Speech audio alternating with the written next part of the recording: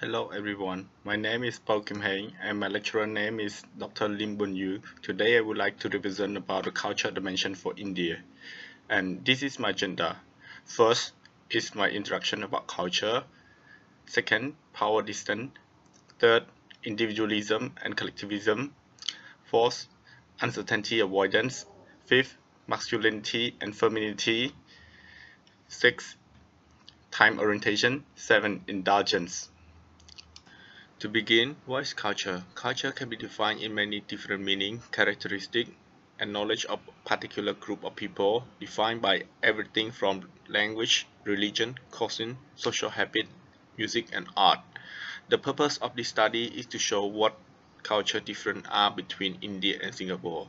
This study is based on an interview of an Indian student studying in Singapore and the hosted model. First of all, power distance. In India, children are taught to follow their parent required hierarchy and top-down structure in society and organization. An unequal right between employer and employee. It is hard for worker to feedback to the boss. There is a big gap between leader and staff. India and Singapore are having quite similar power distance. Culture mean that again the boss decisions are clearly not a wise choice for them. This also means that the higher the position you have, the more power you have in your hand. Therefore, in India, there is a power distance among citizens as well as in Singapore. Individualism. In India, group work is preferred. Decision making is made by the top leader. Indians are likely to contribute to society in different ways compared to Singaporean. While Indians believe that their idea matter in contributing and they are able to sort out the problem by themselves. Singaporeans believe that having a group is better. This makes a common behavior pattern of Singaporean. Also, different in individualism cause a problem between Indian and Singaporean. When they have worked together, Indians are likely to solve problems or doing things as much as possible, while Singaporeans always wait for their group decision before doing something, which make a process become much slower. According to Hosted model, India and Singapore both countries are collectivism. Comparing to Singapore, Indian is more individualism. Thirdly, masculinity. In India, the power is popularly in men's hands. Women stay at home while the men work outside. The low rate of women join in political or business environment. However, times are changing, and nowadays more women are going to work. Masculinity by these two countries are the same. This indicates that Indian and Singaporeans share the same sex stereotype problem. Male and female having different positions in their career. While male can have high paying job or specialized job, women are likely to have a chance playing.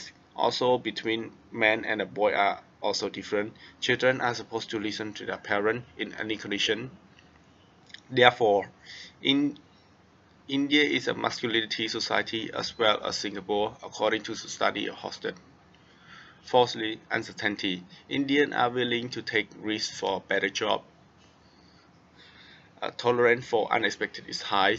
Since an individualism between India and Singaporean are different, this leads to uncertainty avoidance. Indians are trained to solve problems on their own as much as possible before posting it to group. Therefore, they are likely to have their own decision in any situation, unlike Singaporeans who always have to wait for their group decision before starting doing something, which can spread out the problem before it can be solved. When facing a problem, Indians try to do it while Singaporeans try to ask the boss what to do. This makes Indian and Singaporean cannot share the same step pattern of culture. According to Huston model, in India there is a high uncertainty avoidance for individual and organization. However, there is a low uncertainty avoidance in Singapore. Fifth, long-term orientation. In India prefer more working time. Indian company manager want their employee to work for more time. The manager always prepare some plan for future risk. This indicates that Indian manager follow long-term orientation.